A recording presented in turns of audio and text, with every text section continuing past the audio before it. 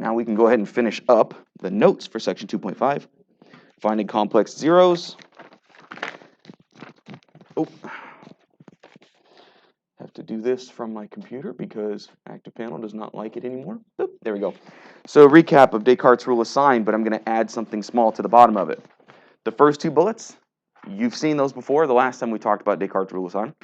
Descartes' rule of sign says the number of positive real zeros in a polynomial function is the same or less than by an even number, because complex zeros always come in pairs, called conjugates, as the number of changes in the sign of the coefficients. So if you're trying to find the possible number of positive real zeros, count the sign changes in f of x. Then you do the exact same thing to find the negatives, but first you have to plug in negative x. So you find f of negative x, count the sign changes again, and the number of negative real zeros is the same as the number of changes in sign, or less than by an even number, again, because complex zeros would come in conjugate pairs. And then this last bullet has been added. It says the number of roots must always equal the degree of the polynomial. Right? We talked about that yesterday. That's the fundamental theorem of algebra.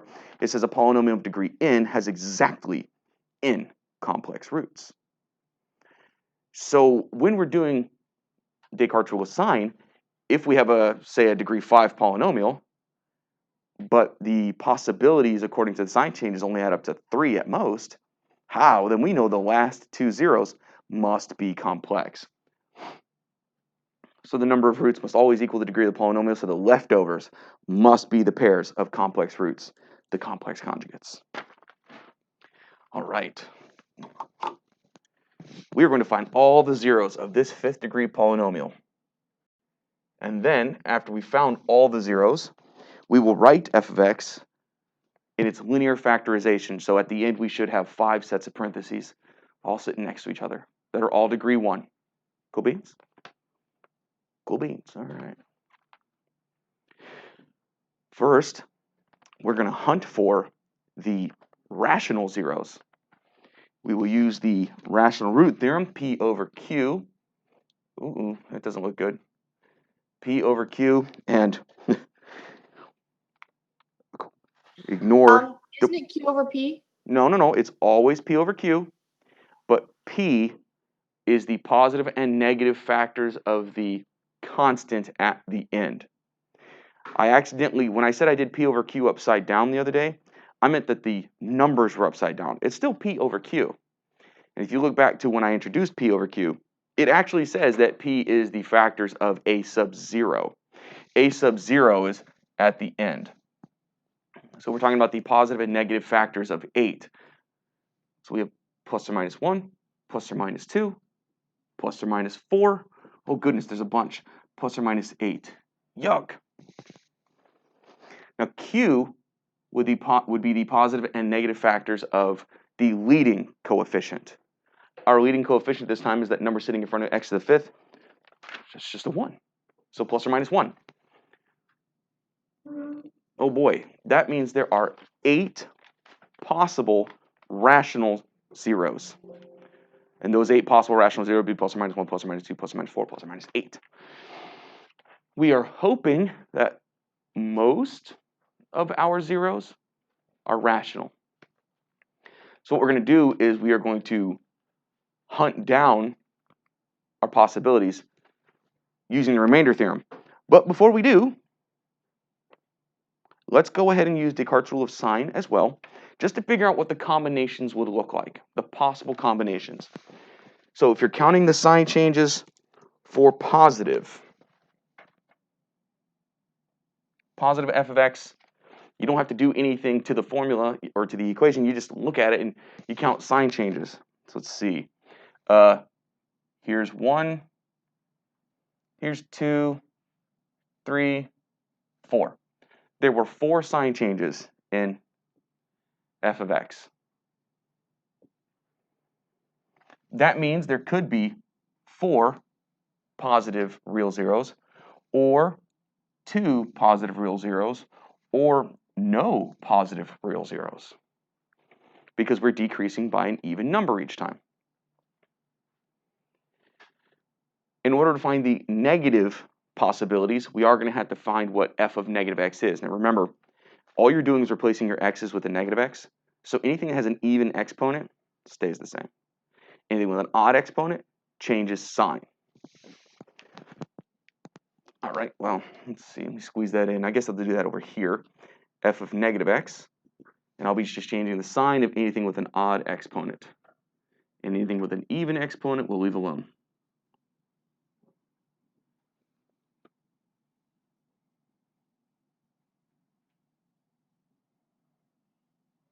And that kind of got a little bit farther to the right than I wanted it to be. So let's see if I can squeeze that. Yeah, I can. Awesome.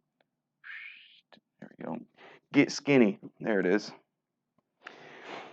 Let's count some sign changes. No, because the 8 doesn't have an x, it's unaffected by plugging in negative x. So we have a sign change here, and oh, that's it. One sign change. So for the negatives, your only possibility is 1. Guess what that means? Yes, what's up? Oh, never mind. You sure? Yeah. Okay. What this means is you're guaranteed to have one negative real zero. Neat. All right, well then what are the other ones? What are the complex ones? How do I want to write this? I'll just write com. So the complex options. Well, in the first column, 4 plus 1 is 5. Since this is a degree 5 polynomial, you have a question for me? Good? Okay. Since 4 plus 1 equals 5, and this is a degree 5 polynomial, if we find 4 positive and 1 negative, then there would have been 0 complex. So we're trying to add up to 5. In the second column, 2 plus 1 is 3. This is a degree 5 polynomial. So if there are 2 positive and 1 negative real zeros, then that leaves a pair of complex conjugates.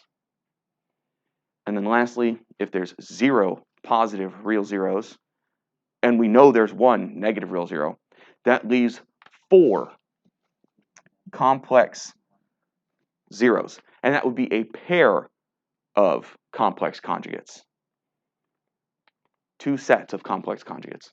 Those are your options that Descartes' rule of sign tells you. Those are the options. All right, well, we're going to start hunting for rational zeros, hoping to find a fair number of them, right? Rational zeros are much easier to find than complex zeros. I always check this by using the remainder theorem, and I always try to start with the smallest numbers I can, and I work my way up. The first one I always check is positive 1 because, man, it's easy to do. So remainder theorem. This is just me using the remainder theorem to just hunt. Let's see what we got. Let's figure out what f of 1 is. F of 1 means just everywhere you have an x, ignore it. So we have 1 minus 3 minus 5 plus 5 minus 6 plus 8. Man, I hope that's a 0. You sure? It definitely is. Yeah. Because negative and positive 5 cancel.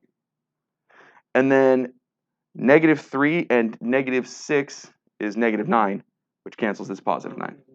So we get 0. Woot. We know that positive 1 is one of my zeros. Yes? Wait, so you got the positive 1 from like the okay. So you just like plugged in. Yeah, if you plug in x equals 1, basically all you're left with is coefficients. Now, I'm not going to lie, for this one, I tested 5 different numbers. But why did I test 5?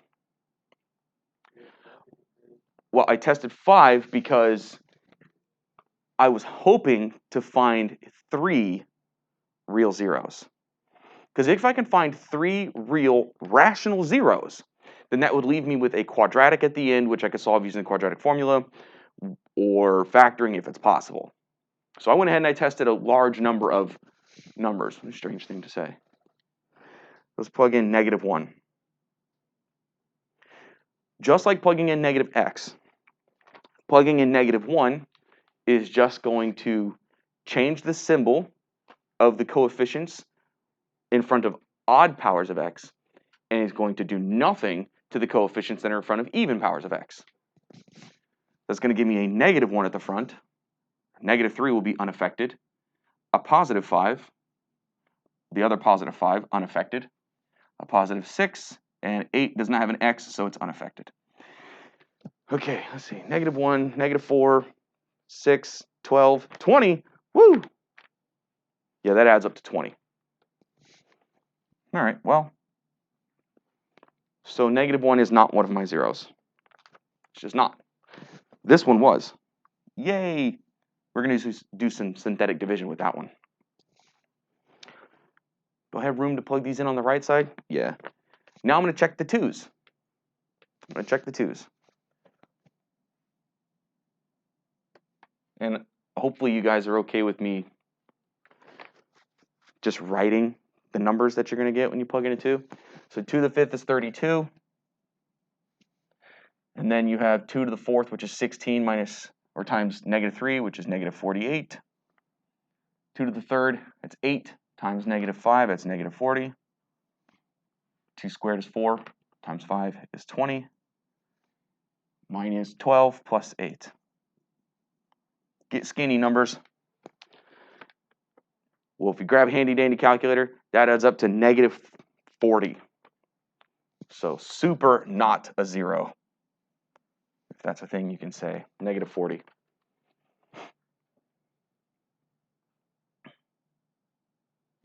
Just going to keep going down the line. I would like to find several real rational zeros. That would make life good. Let me check negative 2.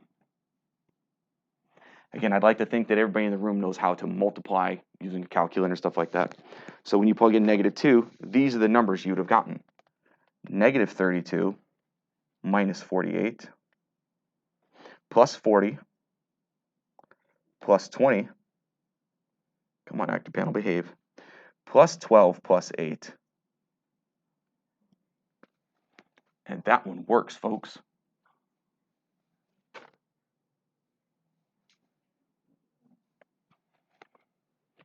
I found 2 rational real zeros. This is a 5th degree polynomial. So if I were to do synthetic division right now with these 2, I'd be left with a cubic. Now that cubic may or may not factor by grouping. I don't want to take the chance to find out. So I'm going to keep testing and hope I find a third one. Because if I find a third one, then I could do synthetic division with those 3, and that would leave behind a quadratic, and we can solve quadratics quickly, easily. Yes, Kai? How do you use synthetic division with 3 instead of 2? How do I use synthetic division with 3 different zeros? Yeah, instead of 2. You'll see. Or has it always worked? It's always worked with as many as we want it to use. Okay. You'll see. You'll see. I got you. Let's check the next numbers are 4s. Let's check f of 4. Oh, that's the wrong color. Switch back to blue. Come on, panel, catch up with me.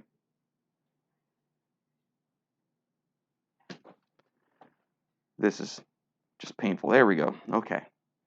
Let's check 4. Bigger numbers here, but when we plug in 4, you get 1,024 minus 768 minus 320 plus 80 minus 24 plus 8. And I'm not even going to pretend that I was able to do that in my head. I grabbed a calculator, did all that math, hit equals, and boom. Jackpot. We have found 3 rational real zeros. 3 rational real zeros. Well, automatically, it's not that you need to know this, but automatically, this row, or this column, excuse me, is an impossibility. Because we just found a third. Actually, we knew from the jump, as soon as we found a second one. Oh, no. We didn't know that yet. Anyway, once we found more than 2 rational real zeros, that last column was an impossibility. All right, let's see which one we have. I'm going to do synthetic division with the numbers 1, -2, and 4. Wouldn't the first one be an impossibility too? This one has one more positive, positive. Shouldn't we find the last zero? Because there's either, Hold on. because since we've only found 3 and we have to have at least 4, So shouldn't we some- find the last one hold before on, we can? hold on. Someone in the back said, is the first one an impossibility? I found 2 positive real zeros, 1 negative. There could be 2 more positive, right? Or no, because I'm at a positive number, there's only 1 more positive number. Yeah, so we automatically know that because since I only have positive 8 left, there can't be 2 more positives. So yeah, the first one's also an impossibility. So we know that the last 2 zeros must be complex. And that's another reason why you would stop now. Go, all right, well, the last 2 are complex. Stop checking using the remainder theorem. You're just stuck. McKinley, you were asking me a question. What's up? Since we're doing the first, we know we're doing the first column because there were 3 answers. No, well, no, we're not doing the first column. The first column's impossible. The first column's impossible because the first column would require 4 positive real zeros. And I've already checked positive 1, positive 2, positive 4. All that's left is positive 8. And it's not possible that positive 8 works because... I thought they were all positive. That was on me. Oh, no, one of them's negative. Negative 2. All right. Synthetic division time.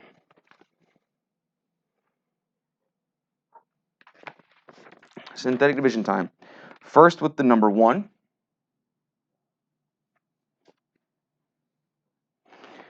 And go back to the original polynomial. Powers 5, 4, 3, 2, 1, none. It is missing no terms, which is good news. We don't need to add any zeros. My coefficients were 1, -3, -5, +5. I wrote the positive sign, sorry. -6 and 8.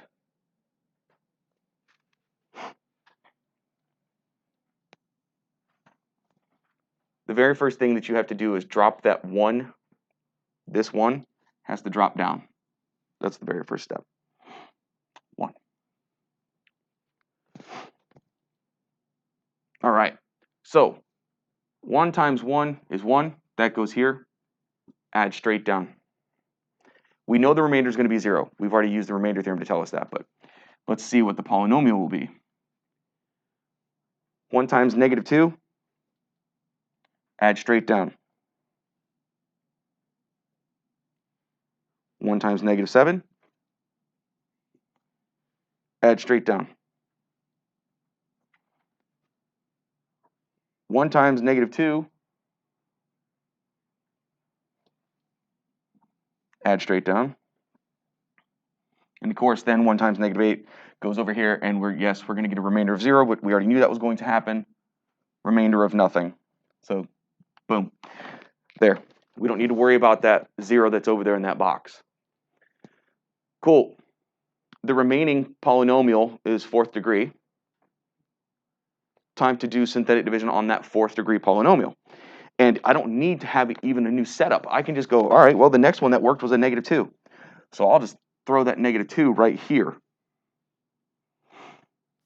Does it matter which one you'd start with? Nope, all Or 3 what? work, so you could do them in any order you'd like. Drop down the 1. Let's go to town. Now we already know at the end we're going to have a remainder of 0 again. So -2 times 1, adding straight down. -2 times -4, +8. Adding straight down. -2 times 1. Adding straight down. Oh, look at that fun pattern. Why are you multiplying? I'm sorry? I'm not. What are you talking about? When you're multiplying, like, It's this number times this number goes here. and then that number times that number. And then -2 plus -2 is -4.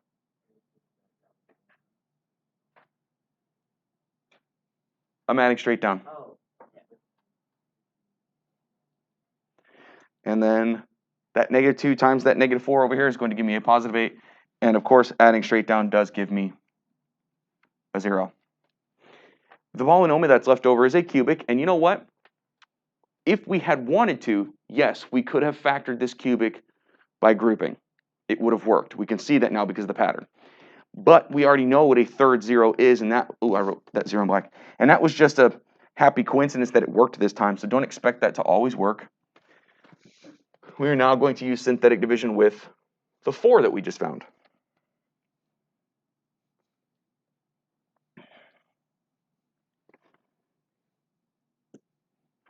Drop the 1 down each time. 4 times 1, 4. Add straight down. Whoa. Oh, that term won't exist. Okay. 4 times 0, 0. Add straight down. And then 4 times 4, obviously it's 4. And yeah, remainder of 0, which is exactly what we knew we were going to find. So what is left over is a second degree polynomial. This is an x squared thing. And it's specifically x squared plus 0x plus 1. And our job is to figure out where this equals 0 in order to find the two remaining complex zeros. But wouldn't that be like no solution? No, I said complex zeros. We're finding all of the zeros, both real and complex. So you would just subtract 1 from both sides. X squared equals -1. And take the square root of both sides. What is the square root of -1? It is I. But remember, please, that when you cancel a square with a square root, doing this creates a plus or minus. Because remember, complex solutions must come in conjugate pairs. So x equals plus or minus, because I cancel the square with the square root, I. Plus or minus I. We found all 5 of our zeros. 3 real happen to be rational, 2 complex conjugates. That means f of x could have been written as this set of 5 parentheses. The first one we found was +1 works, so x minus 1. Then we found that -2 works, so x plus 2. Then we found that +4 works, x minus 4. And the last 2 were positive and negative I. So x plus I, x minus I. And that is the linear factorization of f of x. I will not even begin to pretend that these are quick, simple questions. I know there's a lot going on. I know. But before we go ahead and flip over to the back, would you like to ask me anything about this? Nothing? Okay. Victor, do you always find, like, you just take straight Hmm? line to find two zeros, like, What's that? for you, how you said that you wanted to find, like, these are remaining ones, Mhm. like, 3 zeros? Yeah, so why'd I choose 3? Because I had a 5th degree polynomial, and if 3 of them are eliminated, I'm left with a quadratic. And we can solve quadratics using the quadratic formula or even solve by roots like we did right here. So your ultimate goal is to try to get down to a quadratic. That way you could solve the quadratic in whatever method you'd like. That's the ultimate goal. Plus, if I was able to find more than one rational zero, then I knew the third column was an impossibility. So I knew I wasn't going to have to find 4 different complex roots. Also, that was another reason why.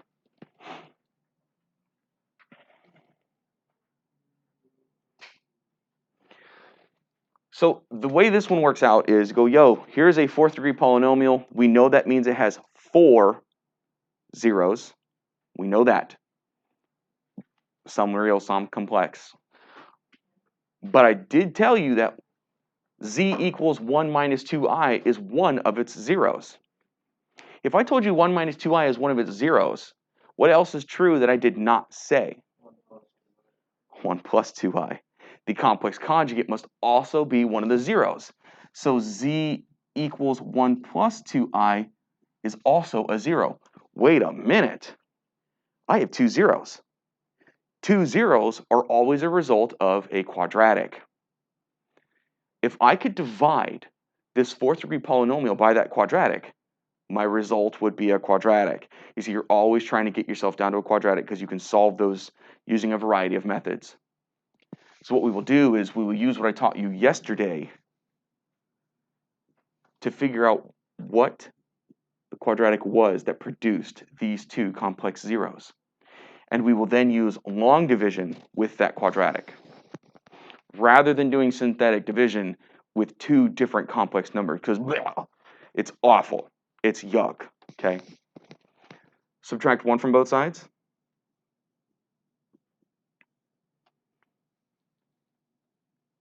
Square both sides to get rid of the imaginary part. And remember, it doesn't matter that thing said plus or minus, because either way, when you square it, it becomes positive. On the left side, x minus 1 squared is x squared minus 2x plus 1. And on the right side, squaring the 2 gives you a 4. Doesn't matter if it's positive or negative. 4i squared, but of course, I squared equals negative 1. So x squared minus 2x plus 1 equals negative 4. And then you just add that 4 to both sides. This quadratic produced those two complex solutions. That means when I divide f of x by this quadratic, I will not get a remainder. Instead, I will get another quadratic that I can solve. Time for long division. So what made this question different from the last one? This question, you were handed one of the zeros. Yeah, you were handed one of the zeros, when before, you're not handed any zeros, so you're stuck using the rational root theorem, Descartes will assign, and hoping for a number of rational zeros. Otherwise, you'd be really, really in trouble. Oh, wait, this question. Sir, what's up? I forgot to ask this question. Yeah. Why would you square both sides then? Because squaring an I makes it real again. So, like, you wouldn't intentionally do that? Yeah, I mean, think about it. Imaginary roots happen because you took the square root of a negative number. Yeah, right? I mean, I get that. It's like, Right, there's so no we're- reason to do it other than just make it easier. Well, it's not that it makes it easier. I'm trying to rebuild the quadratic, which requires me to square. I'm just rebuilding the quadratic that created the solutions. Like right here, x squared minus 2x plus 5. If I said solve for x, you would instantly see it doesn't factor, and you'd be forced to use the quadratic formula. And when you do, you would get the answers 1 plus or minus 2i. So I'm just rebuilding the quadratic that produced those solutions. Now, your original f of x, you have to make sure it's not missing any terms. X to the fourth, oh, yeah, it doesn't have an x to the third. That means we need a 0 x to the third. 4x to the fourth plus this that didn't actually exist, but we need it there to make sure our like terms line up. 17x squared, 14x plus 65, so it wasn't missing any other terms. It was just missing its x to the third term. How can you tell it's missing? Just because there isn't a x to the third in f of x. It's not there.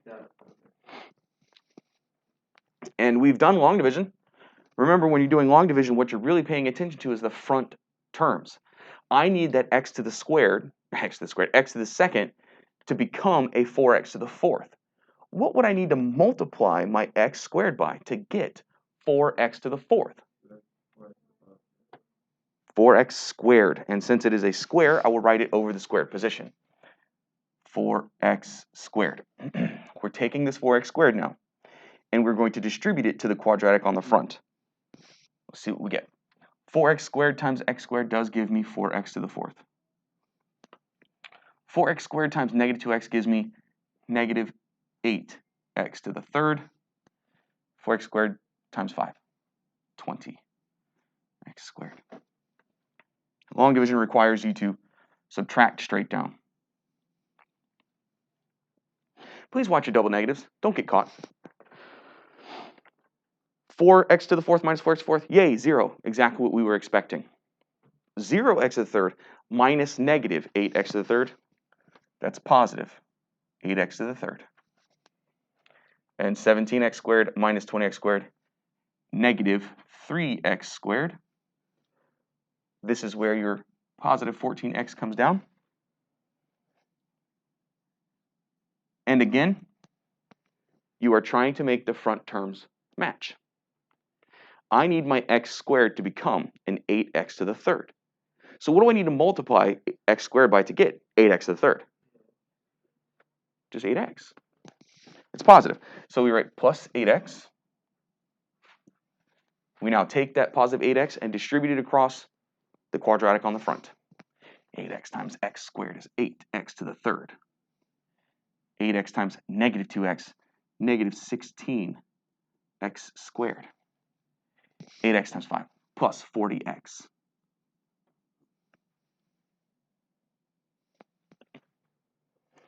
Subtracting straight down. And yeah, 8x to the third minus 8x third is 0, which is what we needed. So cool. Watch your double negatives here.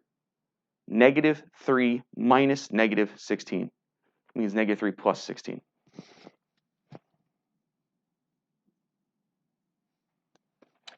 (14 minus 40, negative 26.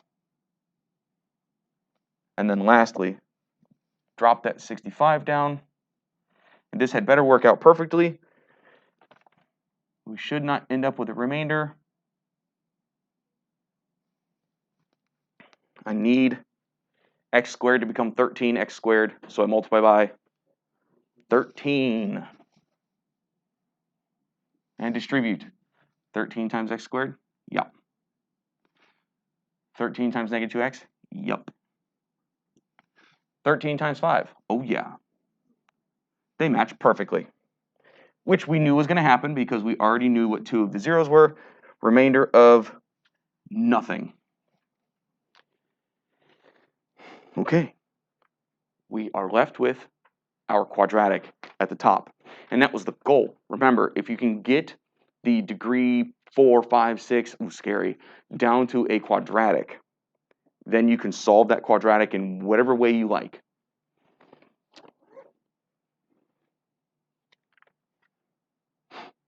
(4x squared plus 8x plus 13 equals 0 is our next target. 4x squared plus 8x plus 13 equals 0. This is how we're going to find its zeros. So the first thing you would hope for is that it factors, right? Because that's when life is good. You hope for a factoring situation. But 4 times 13 is 52. And there are no two numbers that multiply to give you positive 52 that add to be positive 8. Shucks. So since it doesn't factor, how are you going to solve it? Quadratic formula. Yeah. Time for the quadratic formula.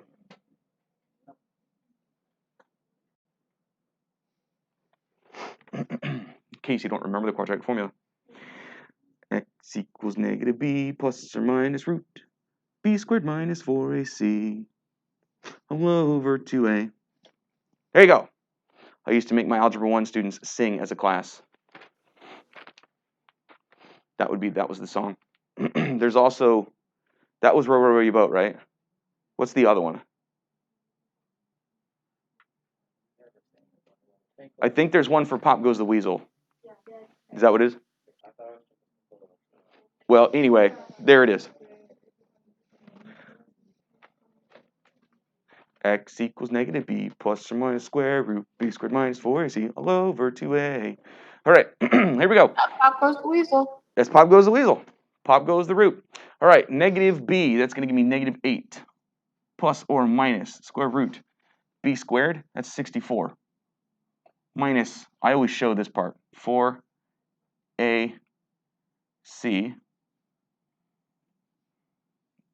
all over 2a.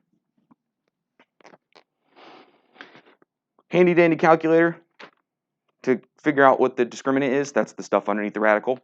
that number ends up being negative 144. Negative 8 plus or minus the square root of negative 144. Now, because it's the square root of a negative number, we know we're dealing with complex solutions here, because the square root of a negative number is always an imaginary. Luckily, 144 is a perfect square. So what is the square root of? Unluckily, it's a negative one. That's okay though. It's okay that it's negative, No, it's because not. we knew from the jump that we were probably going to be dealing with complex solutions, because every coefficient here is positive. When every coefficient is positive, there's a pretty good chance that you're dealing with complex solutions. So you knew there was going to be an I probably. Yes, Kai? Is it like minus 12i? Or is it just I? Well, you tell me. What's the square root of 144? 12. So what's the square root of negative 1? I. So what's the square root of negative 144? Negative 12i. No, 12i. Because the square root of negative 1 is I. So imagine it says negative 1 times 144. So it's going to give me negative 8 plus or minus 12i all over 8. All three of those terms, the negative 8, the 12, and the 8 on the bottom, are all divisible by 4. So we'd expect you to reduce this fraction, divide all three of those things by 4. Negative 2 plus or minus 3i over 2. It is not okay to leave your solutions written like that, because complex numbers are supposed to be written as a plus bi form. So what you do is you write this as two fractions. Negative 2 over 2 plus or minus 3 over 2i. And of course, the negative 2 over 2 at the front gives you negative 1. So the two complex solutions in a plus bi format are negative 1 plus or minus 3 over 2i.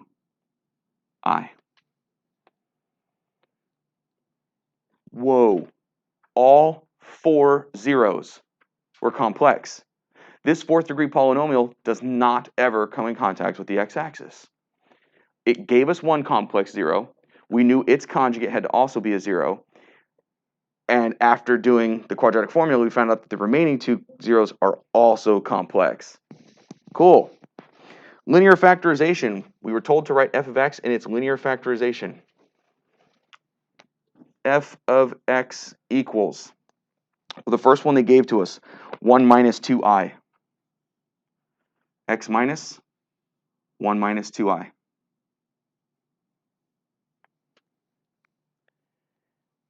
We knew that its complex conjugate had to also be a 0, so 1 plus 2i is the next one.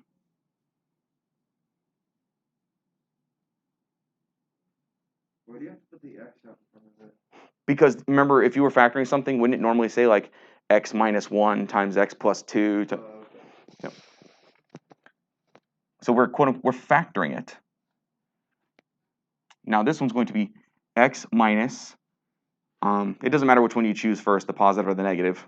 I'll just write the positive one first. In here I have negative 1 plus 3/2 I. And then lastly, negative 1 minus 3/2 I. Why did you put the brackets around the answers instead of parentheses? I'd use brackets because I knew I was going to wrap my complex number in parentheses, and I just didn't want to see parentheses next to parentheses. It's just harder to read. Shouldn't you put the brackets on the inside then? You could put the brackets on the inside or the outside. It doesn't matter. Brackets and parentheses have the same job. You just use one symbol or the other to split it up to make it easier to look at. So there it is. Yeehaw. I bet you never thought that you'd be factoring polynomials into all complex factors. But here I we never are. wanted to think I would be. Exactly. But you can. Math is power. Factors of a polynomial with real coefficients. Every polynomial function with real coefficients can be written as a product of linear factors. Case in point, we just did one. And irreducible quadratic factors, each with real coefficients. The irreducible quadratic factors would yield the complex conjugate zeros. What is this telling us? Well, way up here, this is an irreducible quadratic because its roots, zeros, whatever, are complex. And guess what? Because we found out that the other two zeros were complex, this is also considered an irreducible quadratic. Now, I know the directions were to write it as a linear factorization, but what this box is telling us is that every polynomial can be written as a product of linear factors with real zeros and or irreducible quadratic factors with real coefficients. So if you were trying to avoid writing factorizations with i's, then that f of x would have to have been written like this. Come on, panel. The first irreducible quadratic we rebuilt, x squared minus 2x plus 5. And using long division, we found another irreducible quadratic factor. This is actually the way that this thing factors if you're trying to avoid imaginary coefficients. You see, the linear factorization, well, if you're trying to make a linear factorization, you're probably going to run into a lot of complex numbers. But you don't have to if you're trying to write factorizations using only real coefficients. So this is the factorization using only real coefficients. Those two irreducible quadratic factors, they are producing my complex conjugates. And this thing down here at the bottom, talking about a polynomial function of odd degree, because odd degree functions have an ending that points down and an ending points up, there must always be at least one real zero. Because the endings point up or down, one of those endings is crossing the x-axis. And that's what that says. You have at least one real zero. And there it is. Unless there's a jump. Well, that's not a polynomial anymore. If the function has a jump in it, it's no longer a polynomial. So that you also wouldn't have to worry about.